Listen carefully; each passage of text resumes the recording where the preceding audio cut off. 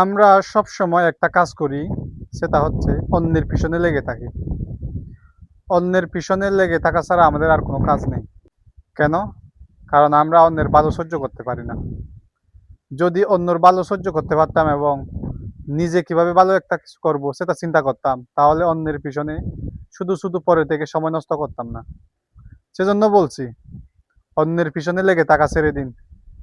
নিজে এমন কিছু একটা করুন, যাতে সবাই আপনাকে মনে রাখে, সবাই আপনার পিছনে ঘুরে। সেজন্য আমি বলবো, আপনি যতটা সময় পরিশ্রম করবেন, কষ্ট করবেন, ধৈর্য ধরবেন, সেটা আপনার জীবনে একদিন কাজে আসবে। কিন্তু অন্যের পিছনে যদি আপনি লেগে থাকেন, পড়ে থাকেন, তাহলে সেটা আপনার ব্যর্থতা ছাড়া আর কিছু নেই। কারণ তারা খুশি হবে যে আপনি তার পিছনে লেগে আপনার সময়টা নষ্ট করতেছেন।